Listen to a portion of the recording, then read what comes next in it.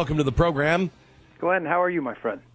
I am very good. Your election is tomorrow, if I'm not mistaken? Yeah, that's right. We got a primary tomorrow here in Maryland. Okay, and you are running for the 6th congressional district in Maryland. In case you don't know who Dan Bongino is, Dan Bongino is an amazing Secret Service agent that I have just tremendous respect for. He is one of the best men I know. I would love to have him in Congress or in the Senate in service of our nation. He has protected Bush's, and he protected the Obamas, and got out because he started listening to our television program and radio program, and he said he woke up and realized, wow, I'm not hearing any of these values around people in Washington, and that's a problem.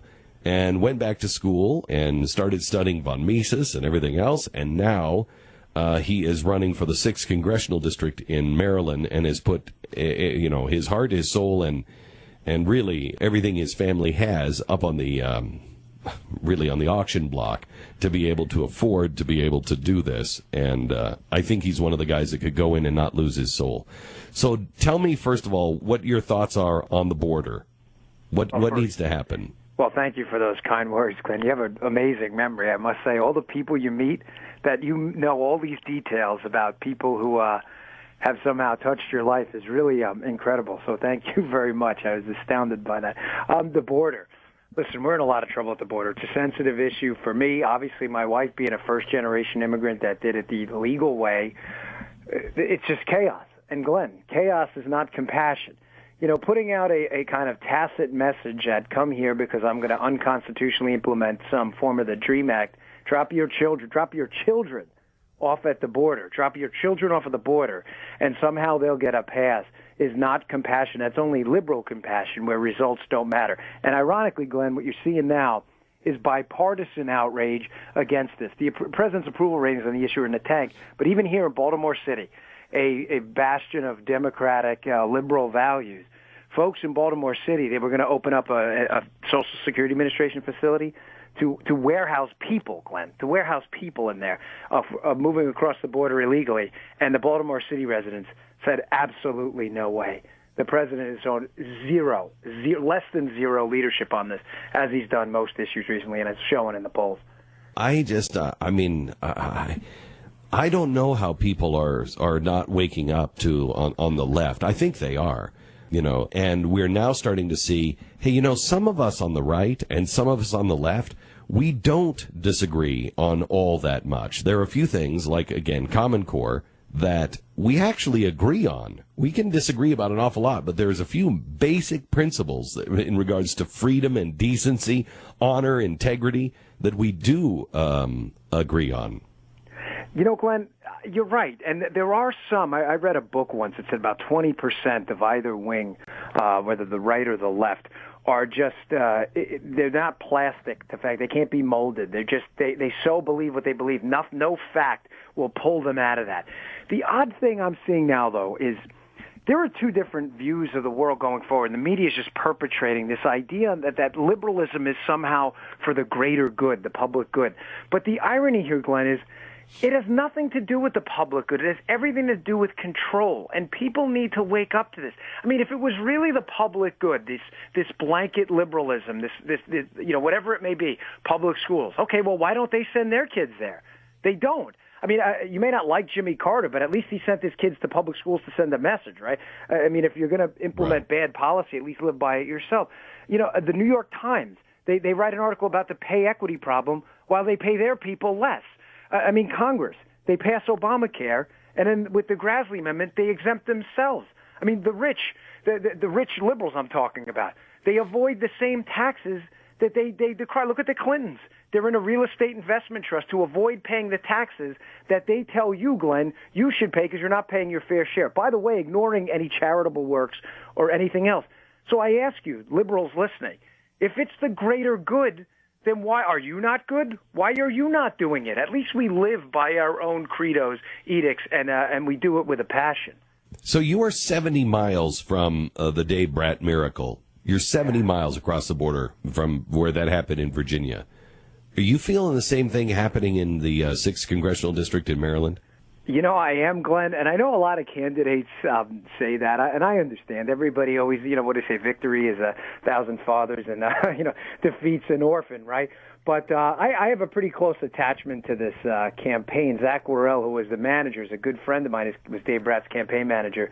And here's the new, I brought up to one of your producers. They had asked me what I took from the Bratt campaign. The left has this thing that Fred Siegel calls the iron triangle. Interest groups, congressional committees, and the bureaucracy in term with the media. That iron triangle gets the left's ideas out there and keeps them out there, and that's how they win public opinion. You know what I saw in the Bratt campaign? I saw the emergence of a new iron triangle here. I saw social media, because that's how I initially heard about Bratt, was through Twitter. Me being active on Twitter, I said, who is this Bratt guy? And it was, right when he started to make some noise.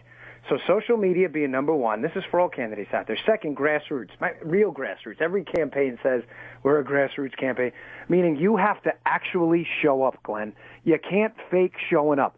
Bratt was everywhere. His team was knocking on doors, and I mean prolific knocking on doors. Thousands upon thousands of doors.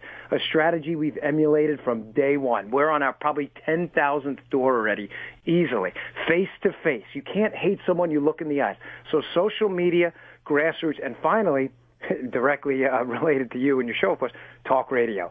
Now, that's not usually on the candidate's, that's not a decision he usually makes, but talk radio, your show, all the other, big names out there. Glenn, your audience is millions upon millions of people. When you get behind a candidate, and you've always been great to me and other guys out there, you have the power to put someone on the map. I know you do this every day, and sometimes it just gets to be, a job. But the power you have to put someone on the map who you really believe in is incredible. I mean, I could go through a list of probably 10 candidates I heard about through some talk radio medium. Social media, grassroots, talk radio. You don't need a lot of money after that.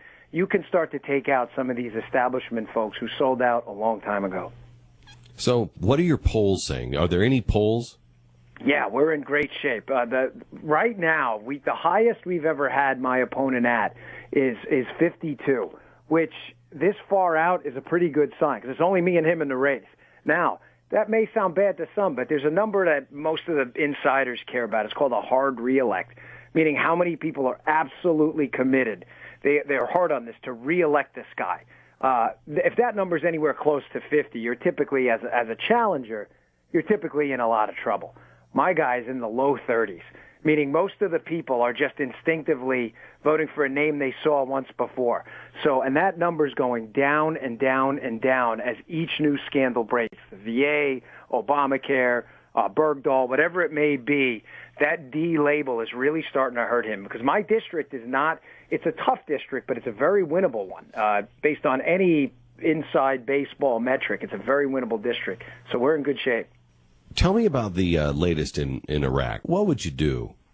I mean, you're going to Congress, and they say, hey, well, oil is going to be, crazy. We're going to have a caliphate over there. What do you do?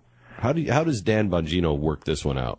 Glenn, this Sunni-Shia generational battle, I hate to say this, but there is no benefit for us right now to get involved in this. We have to start thinking short term. We're nation building abroad.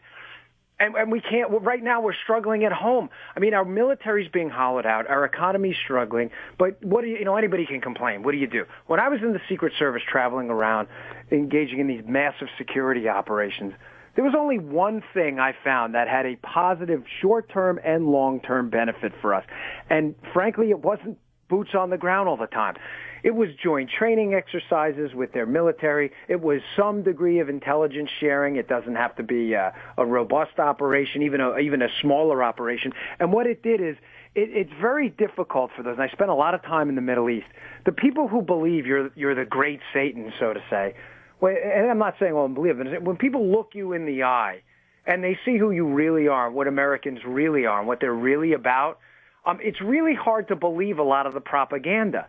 So, and you have to understand, a lot of these kids have been indoctrinated since they're infants, Glenn, that, we're the problem, America's the problem. It's very tough, though, when you meet someone and you really see it.